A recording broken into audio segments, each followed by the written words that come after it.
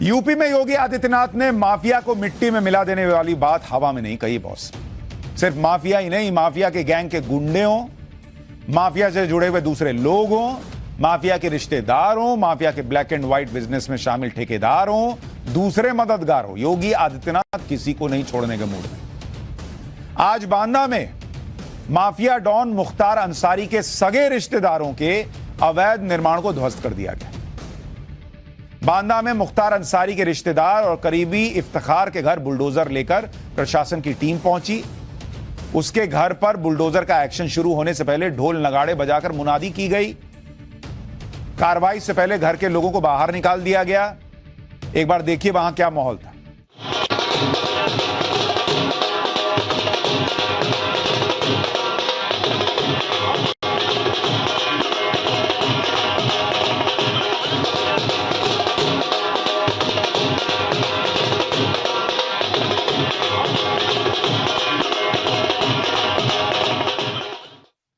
इसके बाद इफ्तिकार के घर पर योगी सरकार का बुलडोजर गरजा। देखते ही देखते उसका आलीशान मकान मिट्टी में मिला दिया गया। बुलडोजर ने घर के मेन गेट, उसके बगल में बनी दुकान, मकान के छज्जे सब ढा दिए।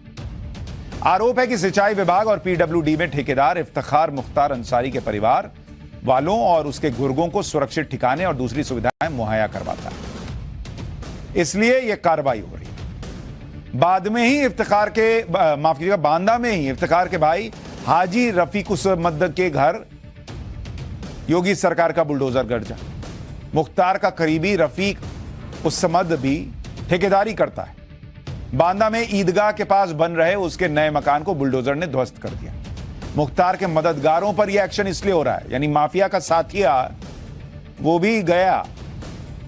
कहा जा रहा है कि यह वो व्यक्ति है जो उमेश पाल हत्याकांड में आरोपियों को पुलिस से बचाने में मुख्तार अंसारी के गुर्गे जुटे थे।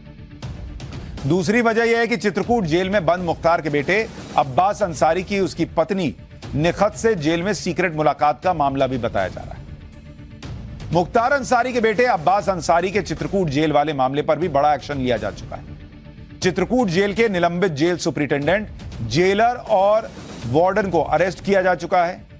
चित्रकूट जेल में विधायक अब्बास अंसारी और उसकी पत्नी निखत बानो की नियमों के खिलाफ मुलाकात की एसटीएफ और एसआईटी में जांच चल रही।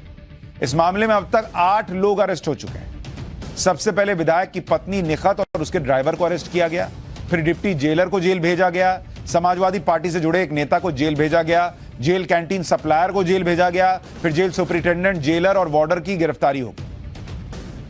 मतलब जेल के अफसरों पर भी कार्रवाई हो गई, क्योंकि उन पर आरोप है कि अब्बास अंसारी और निखत की बेरोक टोक सीक्रेट मीटिंग करवाते थे और सीक्रेट मीटिंग के लिए अब्बास की तरफ से कैश और महंगे गिफ्ट दिए जाते थे। मतलब योगी आदित्यनाथ पेंच कस रहे हैं तो उसमें किसी को नहीं बख्श रहे, सबका मामला टाइट किए दे रहे हैं। मतलब जो अपराधी है वो तो अपराधी है ही, लेकिन जिसने अपराधी की मदद की वो भी अपराधी है। इस बार योगी आदित्यनाथ माफिया के फुल सफाई का प्लान बना चुके हैं, मन बना चुके हैं और इसका धमाकेदार एक्शन प्लान तैयार है। होली के बाद योगी सरकार के बुलडोजर की स्पीड और बढ़ने वाली है। लोग चिल्लाते रहे, उनको फर्क नहीं पड़ रहा, क्योंकि उन्हें कानून का राज स्थापित करना है। अतीक अहमद के करीबियों की लिस्ट तैयार की गई है, बताया जा रहा है, जिन पर बुलडोजर चलेगा। इस लिस्ट में व्यापारी भी हैं, ठेकेदार भी हैं, बिल्डर भी है, डॉक्टर भी है, शैक्षिक संस्थानों के मालिकों के नाम भी हैं, टीचर वगैरह भी हैं। इन लोगों पर माफिया अतीक अहमद को आर्थिक मदद देने का आरोप है। अब 2 मदद, सबका हवा टाइट कर दिए। आरोप है कि ये लोग अतीक अहमद की ब्लैक मनी को व्हाइट में बदलने का काम करते थे। ब्लैक मनी को व्हाइट में बदले, अब पूरा घर जब मलबा बन के गिरेगा तो वो भी व्हाइट व्हाइट ही चूरा नजर आएगा, और क्या बचेगा। योगी आदित्यनाथ फुल मूड में बॉस, छोड़ना नहीं है। लोगों में, अपराधियों में आतंक बैठ जाना चाहिए कि इस यूपी में कानून व्यवस्था है भाई, कानून का राज चलता है और अपराधी की मदद करने के पहले लोगों के हाथ कांपने चाहिए।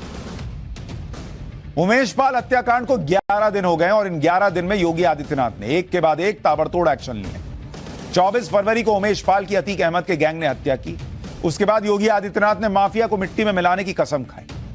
अब तक 2 एनकाउंटर हो चुके हैं। पहला एनकाउंटर 27 फरवरी को हुआ था, जब उमेश पाल के घर क्रेटा कार ले जाने वाला ड्राइवर अरबाज एनकाउंटर में मारा गया। 6 मार्च को उमेश पाल हत्याकांड का एक शूटर विजय उर्फ उस्मान, वो एनकाउंटर में मारा गया। इसी बीच 1 मार्च से बुलडोजर चलने लगा। पहला बुलडोजर उस घर पर चला जहां अतीक अहमद की पत्नी और बच्चों की पनाह मिली हुई थी। अतीक अहमद के मददगार जफर के घर को बुलडोजर ने गिरा दिया। इस घर में अतीक अहमद की पत्नी शाइस्ता परवीन किराए पर रहती थी। इसके बाद 2 मार्च को लगातार दूसरे दिन प्रयागराज में बुलडोजर चला। अतीक अहमद के करीबी सफदर अली का मकान गिरा दिया गया। सफदर अली पर आरोप है कि आर्म्स सप्लायर है और वो अतीक अहमद के गैंग को असला सप्लाई करता था। फिर 3 मार्च को लगातार तीसरे दिन प्रयागराज में बुलडोजर चला। अतीक अहमद के करीबियों मासुकुद्दीन की हवेली को खंडर बना दिया योगी सरकार ने। फिर अतीक अहमद से जुड़े एक और व्यक्ति अब्दुल के घर को गिरा दिया। उमेश पाल हत्याकांड में 7 शूटर शामिल थे। मुख्य आरोपी समेत 5 शूटर अब भी फरार हैं। पहली गोली चलाने वाला उस्मान दूसरे एनकाउंटर में मारा जा चुका है। पहले एनकाउंटर में ड्राइवर अरबाज मारा गया। अतीक के बेटे असद समेत 5 शूटर पर 2.5 लाख रुपए का इनाम है और इन्हें पकड़ने के लिए पुलिस और एसटीएफ की 20 से ज्यादा टीमें लगा दी गई। साजिशकर्ता अतीक अहमदाबाद जेल में है और अतीक का भाई अशरफ बरेली जेल में। एक और आरोपी है सदाकत, उसको गिरफ्तार करके नैनी जेल भेजा जा चुका है। अतीक की पत्नी शाइस्ता परवीन भी नहीं मिल रही, फरार है। अतीक के 2 नाबालिग बेटों को बाल संरक्षण गृह में रखा गया। अतीक अहमद के मामले में कुछ नेता संविधान की दुहाई दे रहे हैं। समाजवादी पार्टी के नेता रामगोपाल यादव ने कहा कि संविधान जीवन जीने का मौलिक अधिकार देता है, आप किसी की जिंदगी नहीं ले सकते। रामगोपाल यादव ने कहा कि अतीक अहमद के 5 बेटे हैं, 2 पहले से जेल में, 1 फरार है, बाकी 2 नाबालिग बेटों में किसी एक का एक आध दिन में एनकाउंटर हो जाएगा। उनको लग रहा है कि एक आध बेटों का एनकाउंटर होगा। रामगोपाल यादव को सुनिए। लय हैं तो दबाव ऊपर से है कि मारो, तो जो पकड़ में आ जाएगा उसे मारेंगे। अभी तो अतीक के लड़के को पकड़ ले गए पहले ही दिन, 2 लड़कों को पढ़ने वाले, उनमें से एक की हत्या हो जाएगी एक आध दिन में, आप देखिए। जबकि संविधान हमारा आदमी को जीवन के अधिकार का मौलिक अधिकार देता है। किसी के जीवन को आप ले नहीं सकते विधि सम्मत तरीके के अलावा, और कोई रास्ता नहीं।